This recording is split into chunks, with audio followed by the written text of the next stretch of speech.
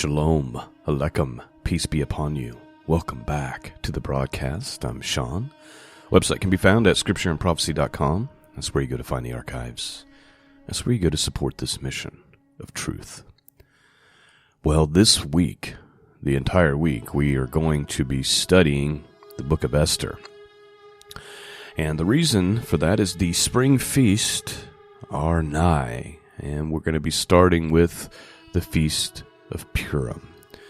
Before we get into Esther and start talking about the book of Esther and all of that, let's have a quick conversation about what is the Feast of Purim. Now, this is a feast and a conversation that we have had many years in a row now. I've covered in detail the Feast of Purim. We've went in detail through the book of Esther, both in the King James Bible and in the Septuagint. And we're going to do all that again this week, because one of my goals for this year, Lord willing, is that we would give the proper attention to each feast, the seven feasts of Jehovah and minor feast such as Purim and Hanukkah. And so I'd like to cover all those things this year, Lord willing. And then we'd have a nice archive for those things that we can replay every year. So let's start. What is the Feast of Purim? I wrote a little article. It's up at scriptureandprophecy.com if you want to go find it. As we approach spring, we begin to approach the spring feast, such as Passover and unleavened bread. Most of us know the story behind these feasts, as they are commanded for all of God's people to observe in the Torah. However, what about the Feast of Purim? What is the Feast of Purim, and does the Bible command us to observe it as it does the other seven feasts of God? So here is what Purim is. Purim is a celebration adopted by the Jewish people to memorialize and celebrate the salvation of the Jewish people and the escape from destruction as described in the book of Esther, when Haman contrived an evil plot wherewith he deceived the king of Persia to allow all the Jews within ancient Persia to be destroyed. This plan was supernaturally thwarted by Mordecai and Esther, and as a result, the Jewish people were preserved, and Haman, as well as his family, fell into his own trap. Purim literally means lots, as it is a Jewish tradition that the wicked man Haman tossed lots to help him decide when to carry out his horrific genocide. Purim is celebrated every year in the late winter, early spring, on the 14th of the Hebrew month Adar. So, where is Purim mentioned in the Bible? Is actually in Esther 9, verses 17 through 19. Let me continue the article. We find the tradition of the celebrating of Purim in the book of Esther after Haman's wicked plan was thwarted. Purim was celebrated by feasting and rejoicing and sending food to one another. Consider the following verse. This was done on the 13th day of the month of Adar, and on the 14th day they rested and made it a day of feasting and rejoicing. But the Jews who were in Susa assembled on the 13th and the 14th of the same month, and they rested on the 15th day and made it a day of feasting and rejoicing. Therefore the Jews of the rural areas who live in the rural towns make the 14th day of the month Adar a holiday for rejoicing and feasting and sending portions of food to one another. So one question that might come up for Christians is, did Jesus celebrate the minor feast of Purim? We know that he went up to Jerusalem for the pilgrimage feast, as is commanded by Torah, but what about the minor feasts which are not commanded, such as Purim and Hanukkah? In short, we cannot be completely sure, but the Gospels seem to suggest that he likely did. Twice we see Jesus going up for an unknown feast, once in the spring, which seemed to precede Passover, and then again in the winter. These are likely the minor feast which we just discussed. So if you go to John chapter 5, verse 1, it says, after these things there was the feast of the Jews, and Jesus went up to Jerusalem. So the question becomes, what is the feast of the Jews? If it was Passover, then one would expect it to plainly state as such, as it does in other parts of the Gospels. This feast of the Jews also seems to precede Passover, as we see in the following chapter of the Gospel of John, that the Passover was nigh. So if you go to John 6, chapter 3, or John chapter 6, verse 3 and 4, it says, "But Jesus went up on the mountain, and there he sat with his disciples. Now the Passover, the feast of the Jews, was near." Then also, we see Jesus celebrating Hanukkah, or the Feast of Dedication in Hebrew, in the winter, which also further provides evidence that he did acknowledge these minor feasts. So if you go to John 10, verse 22 through 23, it says, "At that time the Feast of Dedication took place in Jerusalem. It was winter, and Jesus was walking in the temple area in the portico of Solomon." So the last question I'm going to raise before we start our study in the book of Esther is, why should we worry about Purim in our day and time? I believe, like the days of Esther, we are living in a time and in a world in which there is much hostility towards God's people. And when we look at the madness we are facing today, it can be very easy to become greatly discouraged and lose hope. The story of Purim and Queen Esther serves as a great reminder that God loves and provides for his people. And ultimately, the enemy will fall into their own traps, just as Haman hung on his own gallows meant for Mordecai. Consider Psalm 141:10, which says, "May the wicked fall into their own nets, while I pass by safely." And so there is my little article on the Feast of Purim. You can find that up at scriptureandprophecy.com. But now we're going to get to the tradition. And the tradition is you read the book of Esther. So we're actually going to have 4 podcasts this week which deal with the book of Esther. So 2 to read it out of the King James Bible, and then 2 to read it out of the Septuagint. Now the Septuagint has extra chapters, extra information, and if you haven't heard it from the Septuagint, you're going to be greatly blessed, but you need to hear it first out of the King James. So I'm just asking that you stick along and listen to each episode in order this week. So today we're going to read chapters 1, 2, 3, and 4 out of the King James Bible. Then the next broadcast we'll finish it, and then we'll do the first half of the Septuagint and the second half of the Septuagint. But you're going to want to take them all in order. That way when you get to the Septuagint, you can hear, and it's fresh on your mind, some of the different information that we didn't get from what's in our King James Bible. So that is the backdrop. Let's talk about the book of Esther for 30 seconds here, and then we will begin our reading. The significance of the book of Esther is that it testifies to the secret watch and care of Jehovah over his dispersed Israel.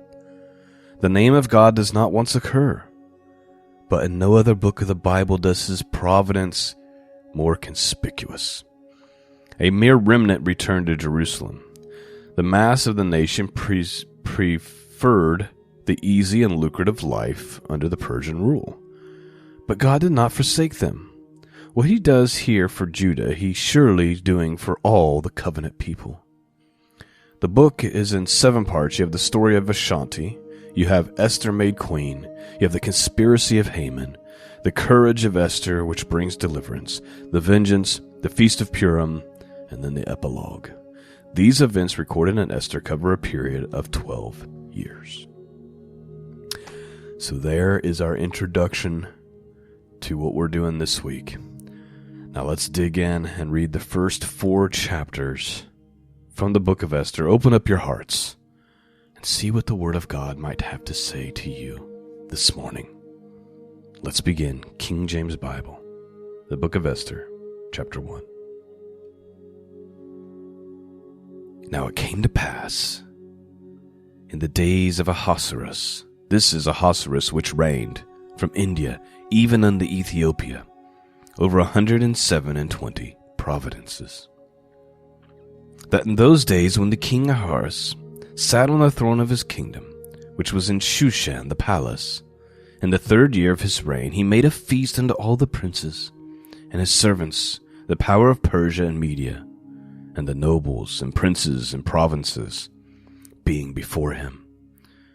And when he showed the riches of his glorious kingdom, and the honor of his excellency and majesty many days, even 180 days.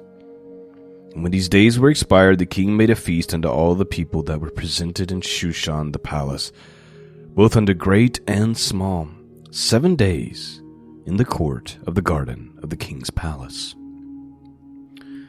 where were white, green, and blue hangings, fastened with cords of fine linen, and purple to silver rings, and pillars of marble. The beds were of gold and silver upon the pavement of red and blue and white and black marble. And they gave them drink in vessels of gold, the vessels being diverse one from another, and royal wine in abundance according to the state of the king. So please note, this must be the most extravagant party ever thrown in the history of the world.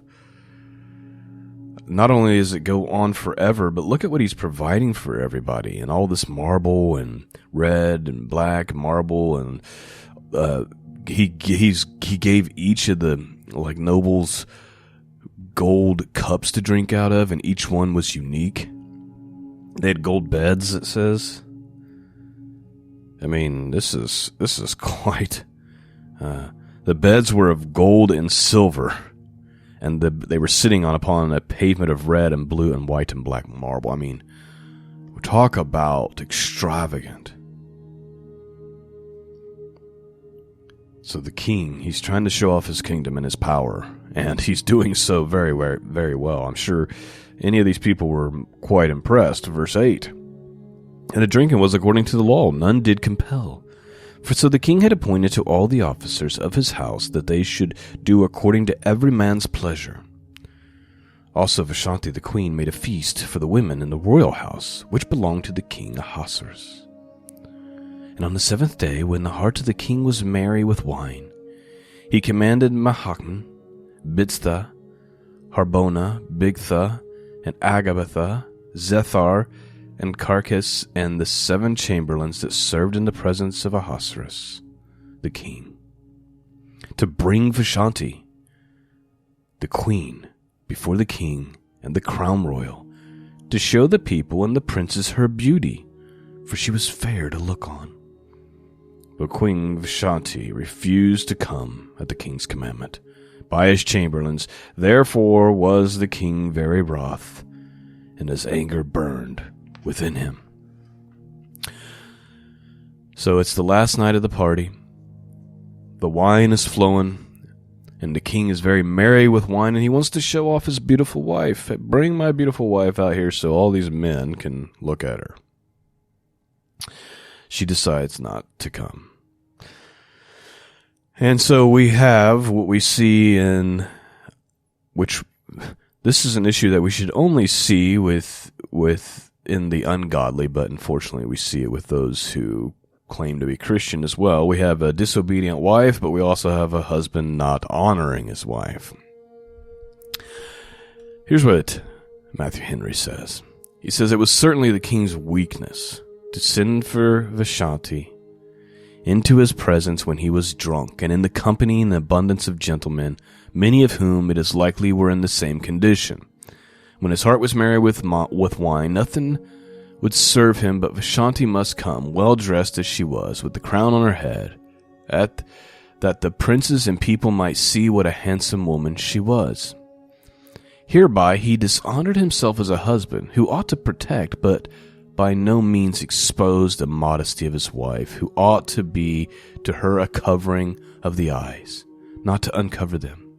He diminished himself as king, in commanding that from his wife which she might refuse, much to the honor of her virtue.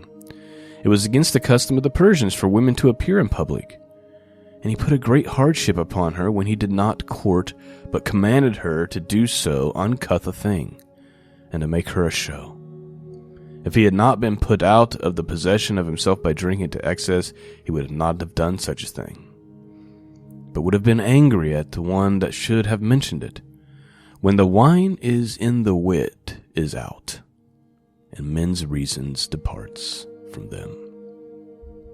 So there's some wise words from Matthew Henry on this little incident here. So he's wroth. Queen Vashti did not appear.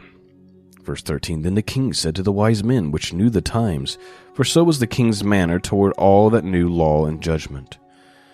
And the next unto him was Carsheni and Sheshar and Admatha, Tarshish, Meres, Marcina, and Mumkin, and the servant prince of Persia and Media, which saw the king's face, and which sat the first in the kingdom. What shall we do unto the queen Vashti according to the law, because she hath not performed the commandment of the king Ahasuerus by the chamberlains? Verse 16, And Memucan answered before the king and the princes, Vashti the queen hath not done wrong to the king only, but also to the princes and to all the people that are in the provinces of the king Ahasuerus. For this deed of the queen shall come abroad unto all women, so that they shall despise their husband in their eyes. And when it shall be reported, the king Ahasuerus commanded Vashti the queen to be brought before him, but she came not. Likewise shall all the ladies of Persia and Media say this day unto all the king's princes, We have heard of the deed of the queen, thus shall we arise to much contempt and wrath. If it pleases the king, let there go a royal commandment from him, and let it be written among the laws of the Persians and Medes, that it be not altered, that Vashti come no more before the king Ahasuerus. And let the king give her royal estate unto another that is better than she. And when the king's decree, which he shall make, shall be published throughout all the empire, for it is great, all the wives shall give their husbands honor, both to great and small. And this saying pleased the king and the princes, and the king did according to the word of Memucan. For he sent letters into all the king's provinces, into every province according to the writing thereof, and to every people after their language, that every man should bear rule in his own house, and that it should be published according to the language of every people. So the nobles, the people that are there at this dinner, they're like, you got to do something, because if the word gets out that your wife is being disobedient, then all of our wives are going to be disobedient. That is the concern here. Now let's get to chapter 2, where Esther is made queen. Chapter 2, verse 1. After these things, when the wrath of the king Ahasuerus was appeased, he remembered Vashti, and what she had done, and what was decreed against her. Then said the king's servants that ministered unto him, Let there be fair young virgins sought for the king, and let the king appoint officers in all the provinces of his kingdom, that they may gather together all the fair young virgins unto Shushan the palace, to the house of the woman, unto the custody of Hedge, the king's chamberlain, keeper of the women, and let things for purification be given to them. And let the maiden which pleases the king be queen instead of Vashti. And the thing pleased the king, and he did so. Now Shushan, the palace, there was a certain Jew whose name was Mordecai, the son of Yar, the son of Shimei, the son of Kish, a Benjamite, who had been carried away from Jerusalem with the captivity which had been carried away with Jeconiah king of Judah, when Nebuchadnezzar the king of Babylon had carried away. And he brought up Hadassah, that is, Esther, his uncle's daughter, for she had neither father nor mother, and the maid was fair and beautiful, whom Mordecai, when the father of the mother were dead, took for his own daughter. It's important to note that Hadassah is actually Esther's name. Verse 8. So it came to pass, when the king's commandment and his decree was heard, and when many maidens were gathered together unto Shushan the palace, to the custody of Haggai, that Esther was brought also unto the king's house to the custody of Haggai, keeper of the women. And the maiden pleased him, and she obtained kindness of him. And he speedily gave her things of purification, with such things as belonged to her, and 7 maidens which were meet to be given her out of the king's house. And he preferred her and her maids unto the best place of the house of the women. So please note, even though God, his name is not mentioned, you can see his favor all over. Like right out of the gate, Esther is just obtaining favor immediately. Verse 10. Esther had not showed her people, nor her kindred, for Mordecai had charged her that she should not show it. And Mordecai walked every day before the court of the woman's house to know how Esther did, and what should become of her. Now when every maid's turn was come to go to King Ahasuerus, after that she had been 12 months, according to the manner of the women. For so were the days of their purification accomplished, to wit, 6 months with oil and myrrh, and 6 months with sweet odors, and other things for the purifying of the women. So this was a year-long process, this purification, before they could even be brought before the king. This is astounding. Verse 13. Then thus came every maiden unto the king, whatsoever she desired was given her, to go with her out of the king's house of the women unto the king's house. And in the evening she went, and on the morrow she returned in the second house of the women, to the custody of Shahagaz, the king's chamberlain, which kept the concubines. She came in unto the king no more, except the king delighted in her, and that she were called by name. Now when the turn of Esther, the daughter of Ahabael, the uncle of Mordecai, who had taken her for his daughter, was come to go unto the king, she required nothing but what Haggai the king chamberlain, the keeper of the women, appointed. And Esther obtained favor in the sight of all of them that looked upon her.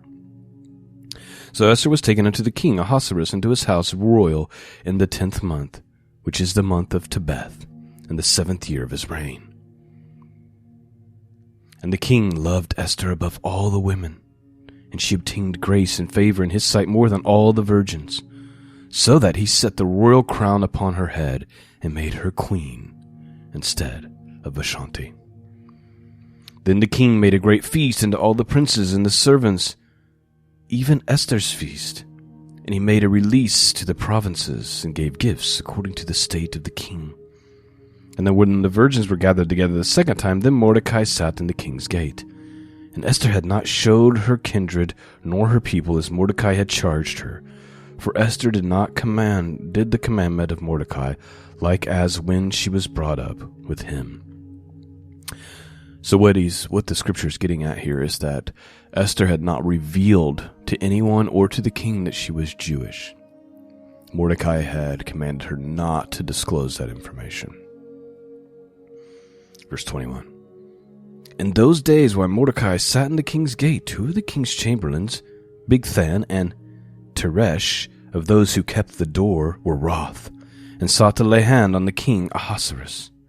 And the thing was known to Mordecai, who told it to Esther the queen, and Esther certified the king thereof in Mordecai's name. And when the inquisition was made of the matter, it was found out thereof. Therefore they were both hanged on a tree, and it was written in the king of the Chronicles before the king. In the book of the Chronicles before the king. Now again, please note the providence that we see here. It's just happenstance that Mordecai overhears this plot to kill the king and is able to report it. And then the plan is thwarted. And then it's written in the Chronicles. All this is ordained by God. Esther having just favor everywhere she goes. Even Mordecai just happening to be at the right place at the right time, which we're going to see here in the future, plays a huge role in this whole story of salvation. Let's continue on. Chapter 3, verse 1.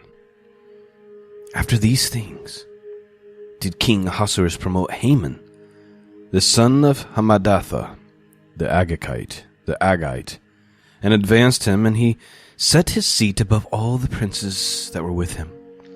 And the king's servant that were in the king's gate bowed and reverenced Haman. For the king had some commandment concerning him, but Mordecai bowed not, nor did him reverence. The king's servants which were in the king's gate said unto Mordecai, Why transgressest thou the king's commandment? Now it came to pass, when they spake daily unto him, that he hearkened not unto them, that they told Haman to see whether Mordecai's matters would stand, for he had told them that he was a Jew. And when Haman saw that Mordecai bowed not, nor did him reverence, then was Haman full of wrath. So please note, Haman is appointed to the most prestigious position under the king. Everyone bows to him and acts like he's a lord, except for Mordecai, who refuses to bow. And I would argue that even that is God's providence. For whatever reason, it is put on Mordecai's heart that he should not bow to this man, which will only cause trouble for him, or so it would seem. But again, without Mordecai refusing to bow, this hostility and wrath that Haman would have towards the Jewish people wouldn't have happened, right? Let's continue on. And he thought scorn to lay his hands on Mordecai alone, for they had showed him the people of Mordecai. Wherefore Haman sought to destroy all the Jews that were throughout the whole kingdom of Ahasuerus, even the people of Mordecai. In the first month, that is, the month Nisan, in the 12th year of the king Ahasuerus, they cast pure lots, that is, the lot before Haman, from day to day, and from month to month, to the 12th month, that is, the month of Adar. So, again, please note the word pure means lot. Purim, lots, plural. So that's where the Feast of Purim comes from. Verse 8.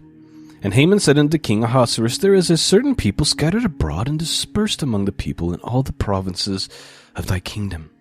And their laws are diverse from all the people, neither keep they the king's laws. Therefore it is not for the king to profit to suffer them. If it please the king, let it be written that they may be destroyed. And I will pay 10,000 talents of silver to the hands of those that have charge of the business, to bring it to the king's treasurers. And the king took his ring from his hand, and he gave it to Haman, the son of Hammedatha, the Agagite, the Jews' enemy.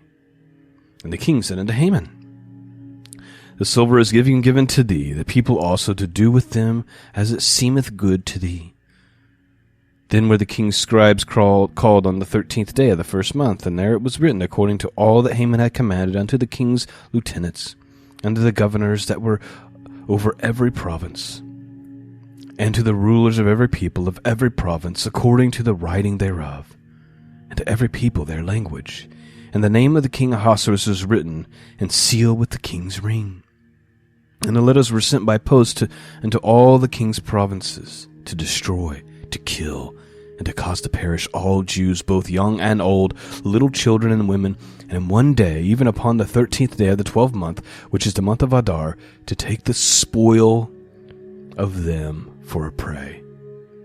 The copy of the writing for a commandment was given to every province, was published unto all people, that they should be ready against that day. The post went out, being hastened by the king's commandment. And the decree was given in Shushan the palace, and the king and Haman sat down to drink, but the city of Shushan was perplexed. So, please note, Haman kind of, through deception, I would argue, convinces the king that there's this people group that they don't obey him, and that they're a threat to the kingdom, and they must be destroyed. The king agrees, the decree goes out that they're all going to be killed.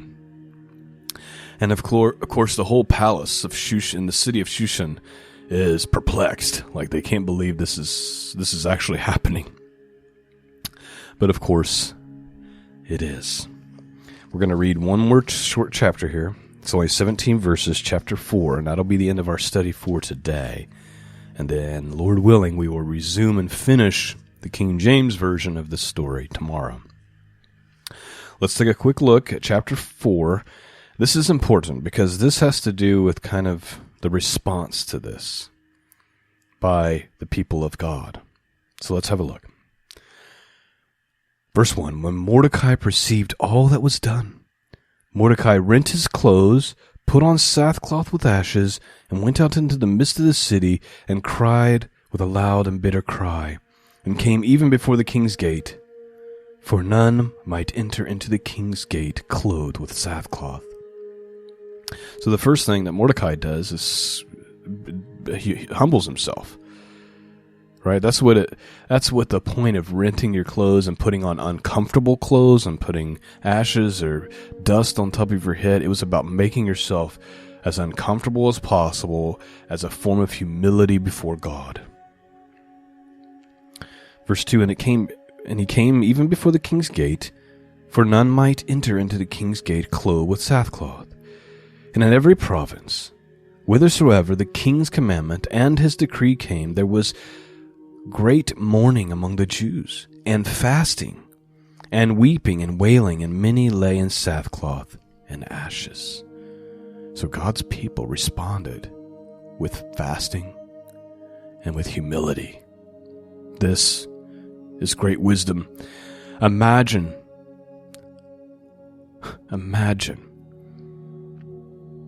if all of God's people, just here in America, were to humble themselves, were to make themselves uncomfortable and fast and pray and weep about what's happening in this country instead of just turning a blind eye and acting like they're not coming for you, acting like they don't have evil plans to destroy you, but actually responded the way that we see the Jews responding here in Persia. How much different would this country be, or the world for that matter? Verse 5. Or verse 4. So Esther's maids and her chamberlains came and told it to her. Then was the queen exceedingly grieved. And she sent raiment to clothe Mordecai, and to take away his sackcloth from him, but he received it not. Then called Esther for Hatak, one of the king's chamberlains, whom he had appointed to attend upon her, and he gave him a commandment to Mordecai to know what it was and why it was. So Hatak went forth to Mordecai unto the street of the city which was before the king's gate. And Mordecai told him of all that had happened unto him, and of the sum of the money that Haman had promised to pay to the king's treasuries for the Jews to destroy them.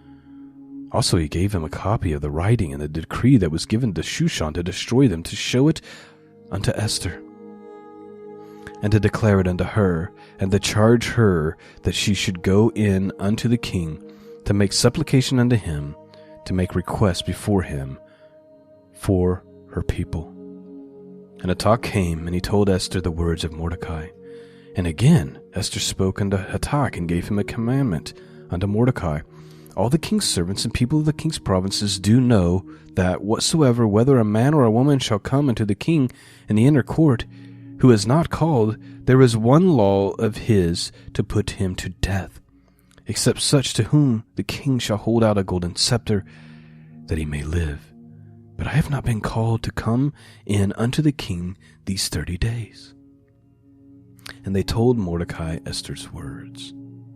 So please note, Esther saying, I can't do anything about it. I can't go to the king. If you're not summoned by the king and you just show up unannounced, you will be put to death. Unless he grants some kind of mercy by extending his scepter. So that's Esther's predicament. And she's telling this to Mordecai. Verse 13. Then Mordecai commanded to answer Esther, think not with thyself that thou shalt escape the king's house more than all the Jews. For if thou altogether holdest thy peace at this time, then shall there enlargement and deliverance arise to the Jews from another place. but thou and thy father's house shall be destroyed. And who knoweth whether thou art come to the kingdom for such a time as this? Now, of course, this is the most famous verse in all of the book of Esther. Everyone knows this part of the story.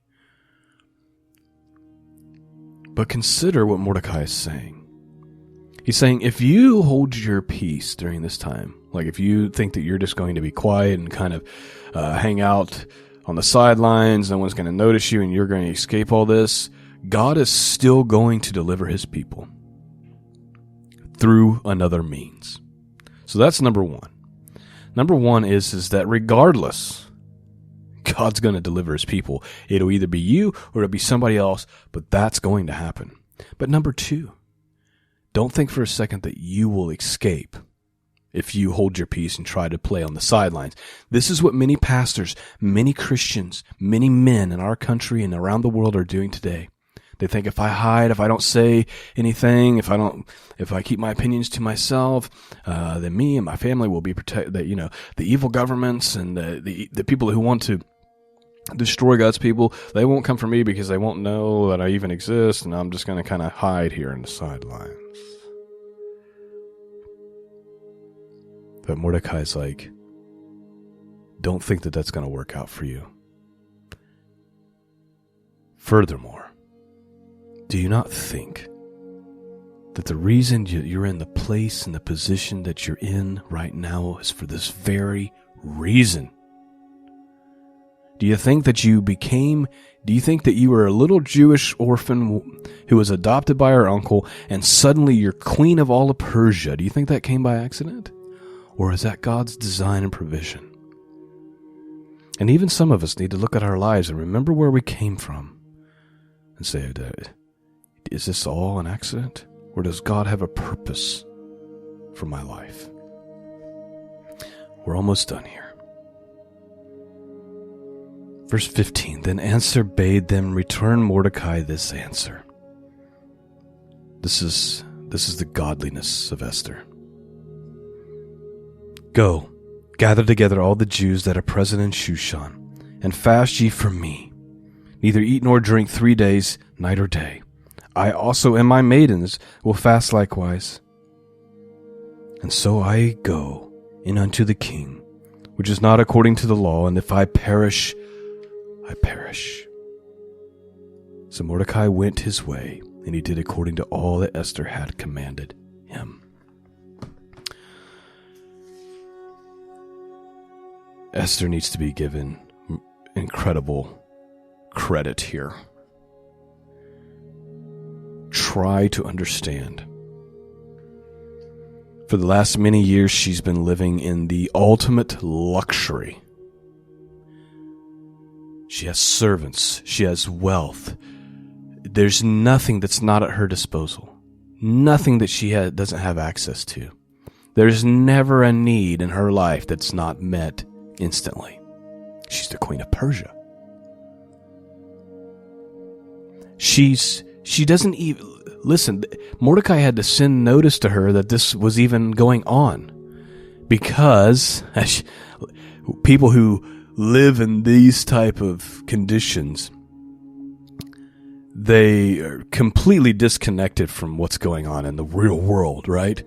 We see this with the Hollywood types and the rich, right? Like, it's like they say these ridiculous things, and it's like, are you not even at all in touch with what's really going on? And they're not, because they live in a whole different world, you know? Esther also is living in that world. She doesn't even know that this decree, which has all the city of Shushan perplexed, has even went out. She has to be told by Mordecai. However, once she understands the situation, her response is, if I die, I die. If I perish, I perish. Fast and pray. Do the godly thing, and I'm going to risk my life. That is character above all character. Let me read her response one more time, and then we'll be done this morning. Go, gather together all the Jews that are present in Shushan, and fast from me, and neither eat nor drink 3 days, night or day. I also and my maidens will fast likewise, and I will go unto the king, which is not according to the law, and if I perish, I perish. Well, that is the end of part 1 of our study. I pray you've been blessed and strengthened this morning. Thank you for listening. Thank you for your prayers. Please consider supporting the mission of truth. You can do that by going to scriptureandprophecy.com, clicking on the Donate and Support tab at the top. Peace and grace be with you. Until next time, God bless.